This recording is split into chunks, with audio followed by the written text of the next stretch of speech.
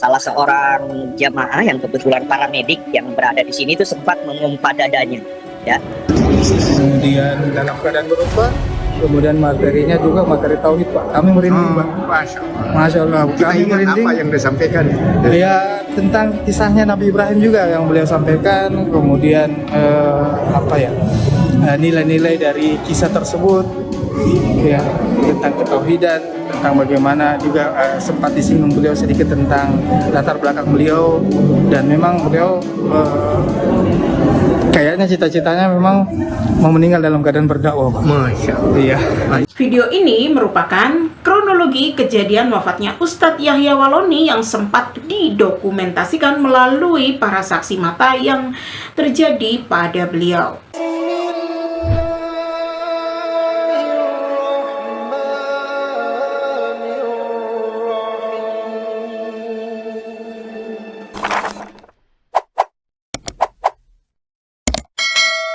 Assalamualaikum warahmatullahi wabarakatuh, sahabat official. Video sebelumnya kami sudah menceritakan apa yang didapat oleh almarhum mantan pendeta Yahya Waloni setelah kematiannya kemarin. Sudah kami bahas tuntas yang membuat Kristen dan para pendeta serta jemaatnya pastinya iri dengan kematian beliau. Islam Kristen, kalian harus menyimak video ini ya. Dan sekarang, bagaimana tentang kronologi yang sebenarnya? Mari kita simak. Kematian ini sangat mengejutkan dan disaksikan lebih di hadapan 200 jamaah Masjid Darul Falah di Minasarupa.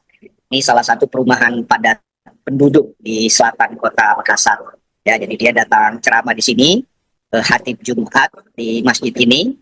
Ya, datang sejak pekan lalu, sudah lebih 10 kali 10 masjid yang dia datang ceramah, ya. Khatib Id, pagi harinya khatib Id di salah satu masjid dekat sini, kemudian salat khatib Jumat di sini, dan di saat dia membawakan khutbah Jumat itulah ya, di akhir khutbahnya dia terjatuh dan dilaporkan dikabarkan sudah tidak sadarkan diri dan dievakuasi ke rumah sakit yang berjarak 100 meter dari masjid ini, ya, klinik RS Bahagia. Kebetulan laporan tadi dari sekretaris panitia masjid di sini, ya, Safran Jaya Sakti, salah seorang jamaah yang kebetulan paramedik yang berada di sini itu sempat mengumpat dadanya, ya, di masjid ini ketika terjatuh di akhir khutbahnya, jatuh, dibawa turun, dipompa. Saat itu matanya masih sempat terbuka gitu, ya, sempat terbuka dan seperti melafalkan sesuatu keterangannya. Dan kemudian habis itu tidak sadarkan diri dan langsung dibawa. Jadi karena saat itu jamaah panik gitu ya, jamaah bubar gitu di akhir khutbah, akhirnya salat Jumat itu molor setengah jam dari waktunya. Di kabar setelah panitia masjid mendapatkan kabar kematian Ustadz di rumah sakit, barulah kemudian sholat Jumat dilanjutkan. Insya Allah beliau tersadarkan sebentar dan mengucapkan sesuatu. Pastinya itu 2 kalimat syahadat.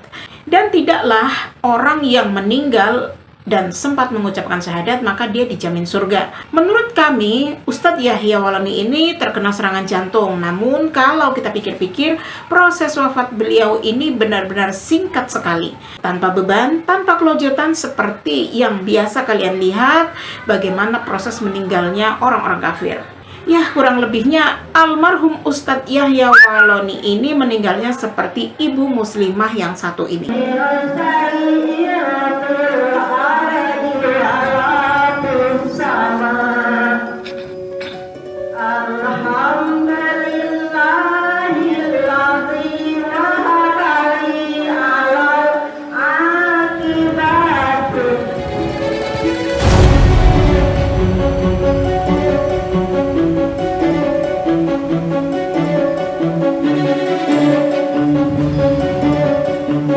Jadi seperti itulah wafatnya beliau, tanpa menyusahkan orang, tanpa menyusahkan keluarga, seperti meninggalnya almarhum Ustadz Insan Moko Ginta.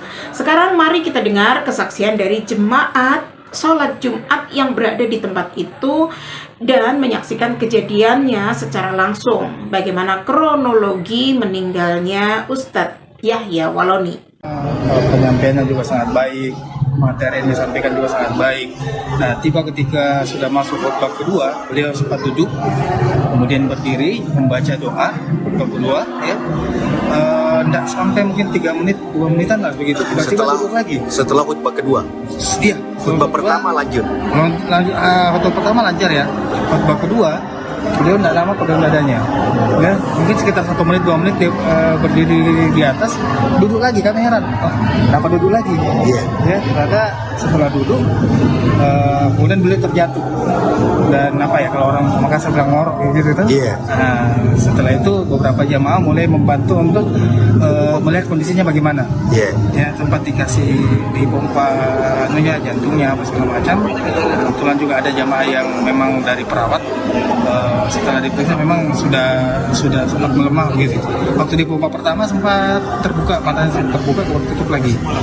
Iya. Itu dibawa ke rumah sakit. Dibawa ke rumah sakit, tapi kondisi beliau sudah sudah sangat parah gitu. Sudah ini lagi mukanya sudah putih beliau. Jadi meninggalnya di sini atau di rumah? Saya tidak bisa pastikan, Pak. Saya tidak bisa pastikan. Cuman waktu sempat kalau kita hanya sentuh tanpa menggunakan alat, mungkin disentuh dalam keadaan panik begitu, mungkin teman bilang sudah tidak ada. Tapi yang bisa dipastikan ketika ada di rumah sakit. Mungkin pihak rumah sakit bisa di rumah sakit Bahagia. Sampai ke Bahagia.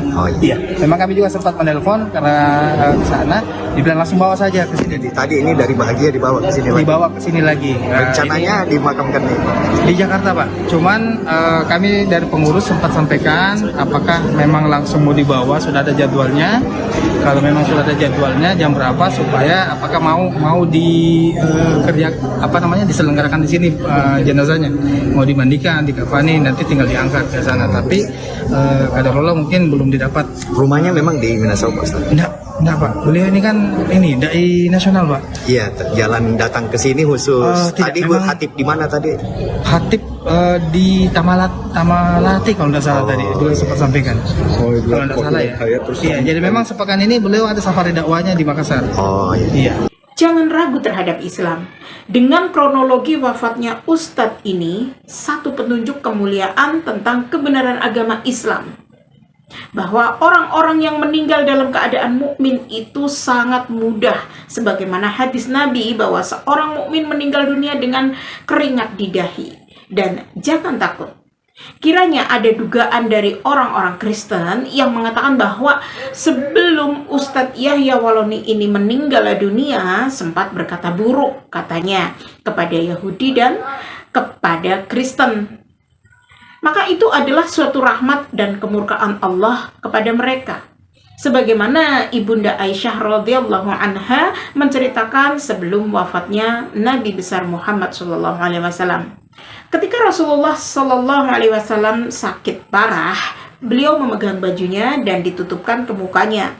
Bila telah terasa sesak, beliau lepaskan dari mukanya. Ketika keadaannya seperti itu, beliau bersabda, "Semoga laknat Allah tertimpa kepada orang-orang Yahudi dan Nasrani.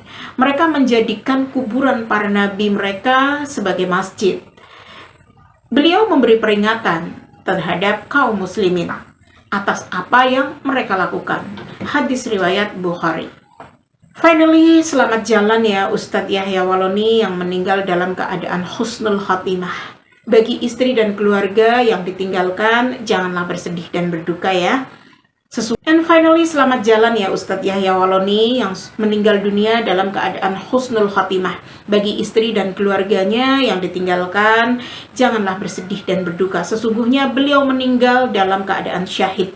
Allahumma inni as'aluka bi'anni ashhadu annaka anta Allah la ilaha illa anta antal ahadus samad lam yalid wa lam yulad wa lam yakul lahu kufuwan ahad.